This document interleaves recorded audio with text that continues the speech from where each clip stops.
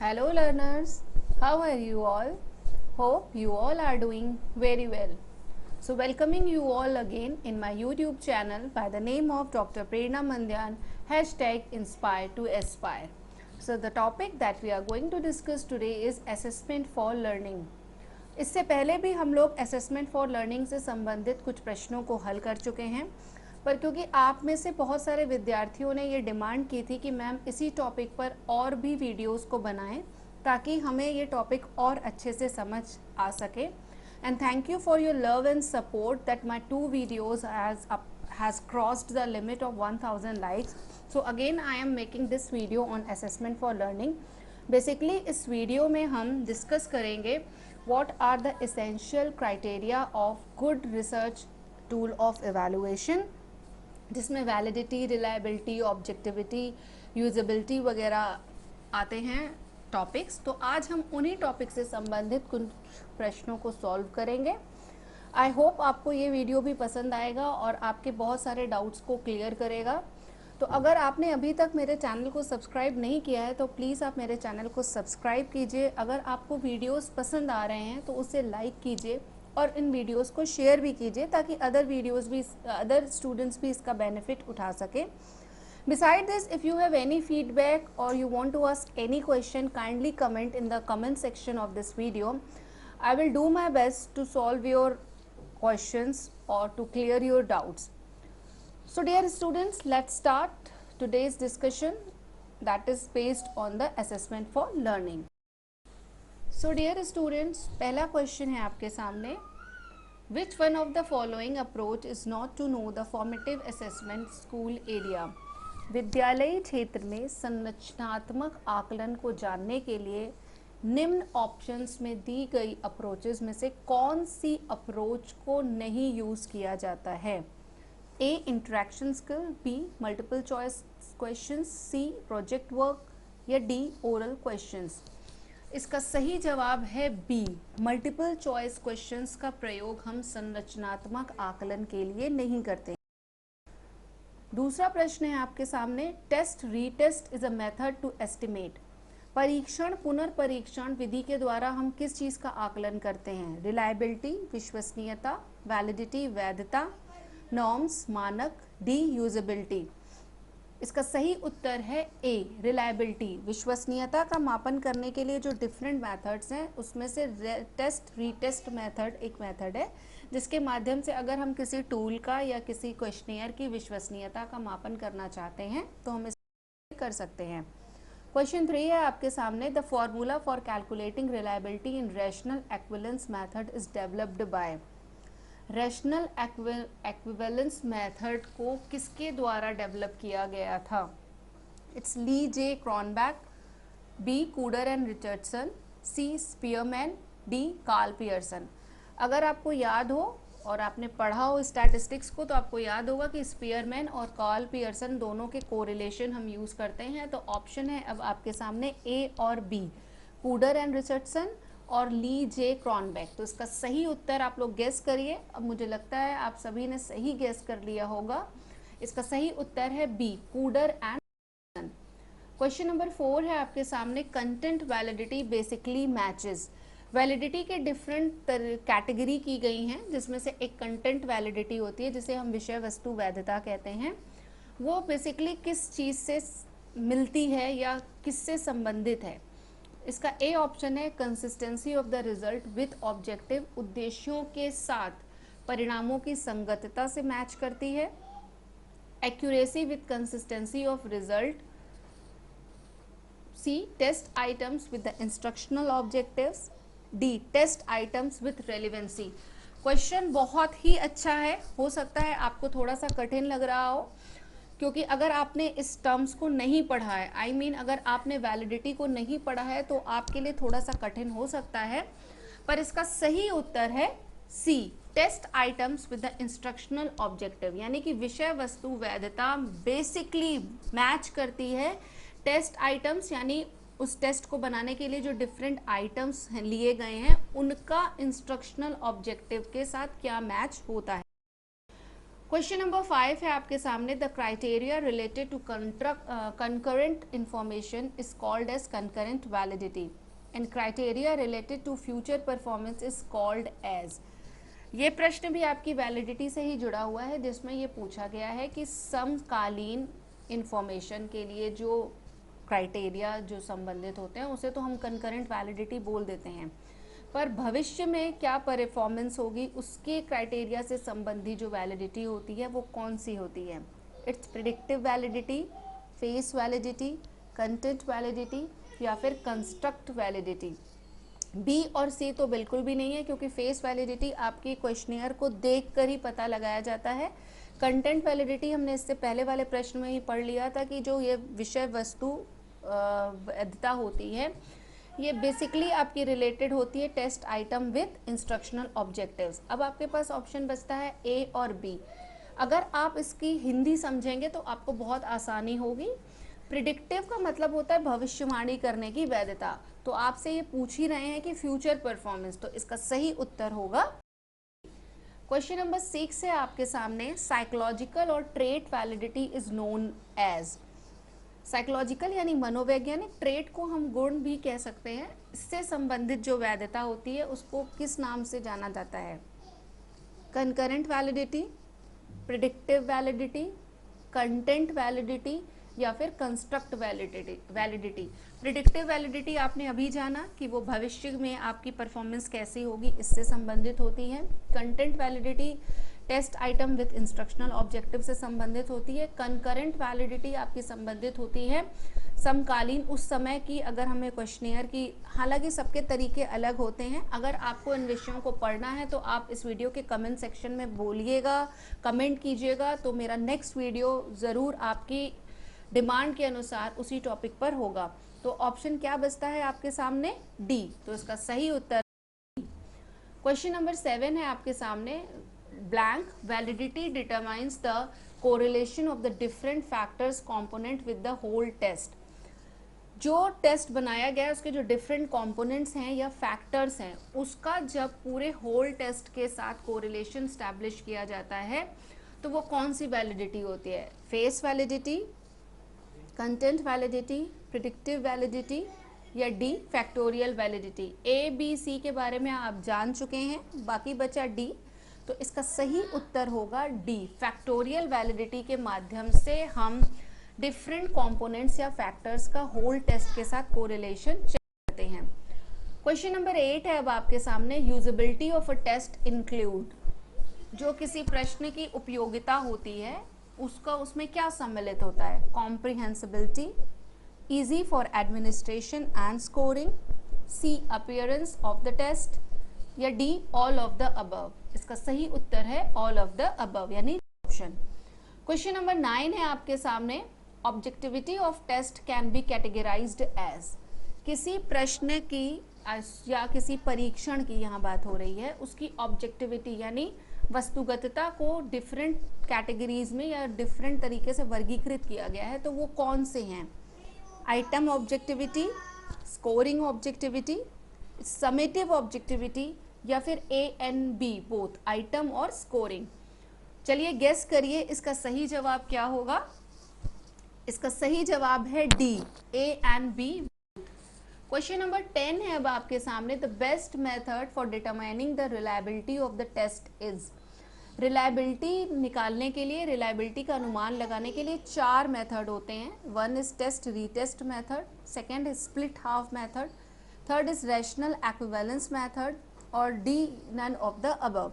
इसमें 3 आपको बताए गए हैं, चौथे के ऑप्शन में आपको नन ऑफ द अबव दे दिया गया है।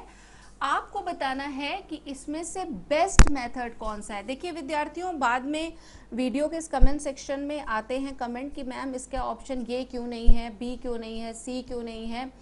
तो मैंने आपसे क्या क्वेश्चन पूछा है इस बात को ध्यान दीजिएगा। प्रश्न आपसे पूछा जा रहा है बेस्ट मेथड कौन सा है। इसका सही उत्तर है c, rational equivalence method. Rational equivalence method में ऊपर जो 2 टेस्ट दिए गए हैं, टेस्ट रीटेस्ट मेथड या स्प्लिट हाफ मेथड की जो कमियां होती हैं वो सी, रैशनल एक्विवेलेंस मेथड में कम कर दी जाती हैं। एरर फ्री तो नहीं होता है, पर एरर का जो लेवल होता है वो बहुत ही कम होता है। प्लस इसको स्टैटिस्टिकली प्रूव किया जा सकता है। इसीलिए option c rational equivalence method ही रिलायबिलिटी को डिटरमिन करने का सबसे बेस्ट मेथड होता है। स्टिल अगर आपको कोई भी डाउट है तो आप इस वीडियो के कमेंट सेक्शन में सकते हैं। क्वेश्चन नंबर 11 है अब आपके सामने। वैलिडिटी मीन्स, वैधता का अर्थ होता है accuracy and truthfulness of the test, consistency of the result, representation of the sample या representation of the population. C और डी तो नहीं हो सकते क्योंकि यहाँ उसकी बात ही नहीं हो रही है, वैलिडिटी का मतलब ये होता ही नहीं है। कंसिस्टेंसी ऑफ द रिजल्ट आपका संबंधित होता है रिलायबिलिटी से, तो ऑप्शन क्या बचता है? ए। तो validity means accuracy and truthfulness of the test. Question number 12 है आपके सामने। Meaning of item objectivity is, item objectivity का क्या अर्थ होता है? पहला है all items in the test are one answer type questions, यानी परीक्षण में जितने भी प्रश्न रखे गए हैं उन सबका उत्तर वन आंसर, एक ही आंसर है उसका। The item is having only one right answer, हर प्रश्न का सिर्फ एक ही सही जवाब है। जैसे कभी कभी आपसे जब आपसे आपका एटीट्यूड वगैरह चेक किया जाता है तो 5 पॉइंट स्केल पर बना दिया जाता है, जैसे बोलेंगे, या 3 पॉइंट स्केल पर बना दिया जाता है, डिसएग्री, एग्री, न्यूट्रल, एग्री या टोटली एग्री। ये 5 पॉइंट, इसमें कोई भी आंसर आपका गलत नहीं होता है, आपका आंसर कुछ भी सही हो सकता है। पर आपसे यहाँ पूछा जा रहा है कि मीनिंग ऑफ आइटम ऑब्जेक्टिविटी में क्या item is having only one right answer, क्या केवल एक ही सही आंसर होता है? C multiple answers of the same question, एक ही प्रश्न के बहुत सारे उत्तर होते हैं, या फिर इनमें से कोई नहीं। इसका सही जवाब है B, the item is having only one right answer, यानी ऑब्जेक्टिव टाइप का क्वेश्चन होगा जिसका सही उत्तर। क्वेश्चन नंबर 13 है अब आपके सामने। Factorial validity is determined by a statistical technique known as. फैक्टोरियल वैलिडिटी या कारक वैधता को नापने के लिए या निर्धारित करने के लिए कौन सी सांख्यिकी तकनीक का प्रयोग किया जाता है, और जिस तकनीक का प्रयोग किया जाता है उसे क्या कहते हैं? इट्स अनोवा, एनोकोवा, फैक्टर एनालिसिस या मल्टीवेरिएट एनालिसिस। आप अगर स्टैटिस्टिक्स आपने पढ़ी है तो आपको पता होगा कि एनोवा क्या होता है, analysis of variance, analysis of covariance, या फिर वेक्टर एनालिसिस, या फिर मल्टीवेरिएट एनालिसिस। इसका सही उत्तर है सी, फैक्टर एनालिसिस। इस प्रश्न में भी आपको डाउट हो सकता है क्योंकि मल्टीवेरिएट एनालिसिस के अंतर्गत ही आपके ए बी सी आते हैं, तीनों मल्टीवेरिएट एनालिसिस के अंतर्गत आ जाते हैं। पर आपको सर्वोपयुक्त उत्तर को चुनना होता है जो आपके ऑप्शंस में दिए गए हैं। जनरली बच्चों का ये फीडबैक आ रहा है, स्टूडेंट्स बोलते हैं कि मैम ये आंसर भी सही होगा, पर आपसे फैक्टोरियल वैलिडिटी की बात पूछी जा रही है, और फैक्टोरियल वैलिडिटी को डिटरमिन करने का सबसे बेस्ट तरीका है फैक्टर एनालिसिस। क्वेश्चन नंबर 14 है आपके सामने। Which of the following statement is true for the relationship between reliability and validity of a research tool। किसी भी रिसर्च टूल के संबंध में जो रिलायबिलिटी और वैलिडिटी निकाली जाती है, उन दोनों के मध्य जो संबंध होता है उसके बारे में जो वाक्य दिए गए हैं नीचे, उनमें से कौन सा सही है? A reliable test is always valid, a valid test must be reliable, a valid test may not be reliable, a reliable test is never valid. इसका सही उत्तर है B, a valid test must be reliable. किसी भी परीक्षण को करने के लिए जब हम किसी की विश्वसनीयता या वैधता निकालते हैं किसी रिसर्च टूल की, तो हम सबसे पहले उसकी रिलायबिलिटी निकाल लेते हैं। उसके बाद अगर रिलायबिलिटी सही आती है तो हम उसकी वैधता निकालते हैं। तो अगर रिलायबल नहीं है तो वो फिर वैलिड नहीं होगा, और अगर हम रिलायबिलिटी निकाल चुके हैं तो इट इज़ ट्रू कि a valid test must be reliable, यानी वैधता निकालने के लिए रिलायबिलिटी सही होगी तभी हम सेकेंड स्टेप पर आएंगे। तो इसका सही उत्तर हो जाएगा a valid test must be reliable. Question number 15 है अब आपके सामने। The consistency of evaluation result is measured by. किसी भी मूल्यांकन परिणामों को मापने के लिए जो संगतता होती है वो उसे क्या कहेंगे? इस ऑब्जेक्टिविटी, रिलायबिलिटी, प्रिडिक्टेबिलिटी या फिर यूजेबिलिटी। ये तो बहुत ही आसान प्रश्न है और अंतिम प्रश्न है इस वीडियो का। मुझे लगता है आप सभी लोगों ने सही जवाब दिया होगा। इसका सही उत्तर है बी, विश्वसनीयता। जितने भी विद्यार्थियों ने इसका ये जवाब दिया है वो बधाई के पात्र हैं, क्योंकि काफ़ी देर से हम लोग रिलायबिलिटी और वैलिडिटी को डिस्कस करते हुए आए हैं। तो इसका सही जवाब है। क्वेश्चन नंबर 16 है अब आपके सामने, the main purpose of sociogram. Sociogram का मुख्य उद्देश्य क्या होता है? To find out the basic network of friendship patterns, ये देखना या ये पता लगाना कि फ्रेंडशिप पैटर्न क्या है किसी भी कक्षा में।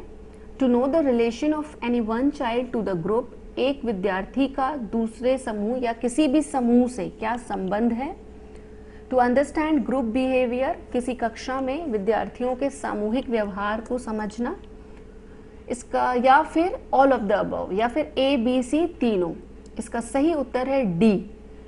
सोशियोग्राम का main purpose A B C में जो ऑप्शंस में जो बताए गए हैं तर्क, वो तीनों ही सही हैं। क्वेश्चन नंबर 17 है आपके सामने, in a class students are asked what they can do for their society. एक कक्षा में विद्यार्थियों से पूछा जाता है कि वे अपने समाज के लिए क्या कर सकते हैं। Show this diversify work of art in your notebook, और विद्यार्थियों को यह आदेश दिया जाता है कि इस विविध शिल्प कृतियों को आप अपनी नोटबुक में दिखाइए या दर्शाइए। This is a type of activity, ये किस प्रकार की गतिविधि है? Portfolio assessment, it's a essay type assessment, anecdotal record, या फिर प्रॉब्लम सॉल्विंग असेसमेंट। बी और डी इसका उत्तर नहीं है। एनेक्डोटल होता है जिसमें विद्यार्थी का जैसे ही वो विद्यालय में प्रवेश लेता है तब से लेके जब वो विद्यालय से निकलता है उसके सारे घटनावृत्तों का उल्लेख रहता है। और पोर्टफोलियो असेसमेंट में क्या होता है? पोर्टफोलियो में भी विद्यार्थियों का किसी पर्टिकुलर टॉपिक, किसी विषय संबंधी उनकी क्या थिंकिंग है, उनका क्या परसेप्शन है, इस तरह का वर्णन रहता है। यहाँ आपसे यही पूछा जा रहा है कि आप अपने सोसाइटी के लिए क्या कर सकते हो, what is your perception, what is your thinking. तो इसका सही उत्तर होगा a, it's a portfolio assessment. Question number 18 है अब आपके सामने, blank is a kind of dialogue about a significant topic. It's a project work is a kind of dialogue about a significant topic. क्या प्रोजेक्ट वर्क किसी महत्वपूर्ण विषय पर वार्तालाप है, एक प्रकार का वार्तालाप है? It's a debate, it's a c assignment, और it's a d interview. Project work और असाइनमेंट नहीं है, क्योंकि फिर से इसमें आपको लिखने के लिए या प्रेजेंटेशन देने के लिए दे दिया जाता है। तो ऑप्शन बचता है बी और डी। इसका सही उत्तर है बी। जितने भी विद्यार्थियों ने इसका उत्तर डिबेट दिया है वो सब सही हैं। Now question number 19 is the role of a teacher in debate. Debate में टीचर का क्या रोल होता है? Again moderator, facilitator, guide, or a mentor. The correct answer is A. The role of teacher in debate is as a moderator. Now the last question of this video, the question number 20 is the ideal team size for debate. Debate के लिए आदर्श team size क्या होती है, मतलब कितने विद्यार्थियों को एक टीम में रखा जाता है? It's A 8, 10, 16 और D it's 20. The correct answer is B 10. 10 विद्यार्थियों को डिबेट के लिए आइडियल साइज माना जाता है, जिसमें 5 विद्यार्थी फेवर में और 5 विद्यार्थी अगेंस्ट में होते हैं। सो डियर स्टूडेंट्स, आज के लिए बस इतना ही। आज हमने असेसमेंट फॉर लर्निंग से संबंधित लगभग 15 प्रश्नों को सॉल्व किया है, जो कि रिलायबिलिटी, वैलिडिटी, ऑब्जेक्टिविटी, यूजेबिलिटी पर बेस्ड हैं। इम्पॉर्टेंट क्वेश्चंस हैं जो न केवल आपके सीटेट या other state teachers eligibility test के लिए इम्पॉर्टेंट है, बल्कि यूजीसी नेट के प्रथम प्रश्न पत्र में भी इस तरह के प्रश्नों को पूछा गया है। तो ये वीडियो आप उन विद्यार्थियों के साथ भी शेयर कर सकते हैं जो यूजीसी नेट की तैयारी कर रहे हैं, या फिर एमएड कर रहे हैं, या फिर कोई भी मास्टर कोर्स कर रहे हैं जो एजुकेशन से संबंधित है। इवन पीएचडी करने वाले विद्यार्थियों के लिए भी ये टॉपिक बहुत इम्पॉर्टेंट है। मैं उम्मीद करती हूँ कि आप सभी विद्यार्थियों को मेरे वीडियोस पसंद आ रहे होंगे। अगर पसंद आ रहे हैं तो फिर लाइक कीजिए और इन वीडियो को शेयर कीजिए। और अगर अभी तक आपने मेरे चैनल को सब्सक्राइब नहीं किया है तो इसे प्लीज़ सब्सक्राइब भी कर दीजिए. So dear students, thank you so much for listening me patiently and best of luck for your exams.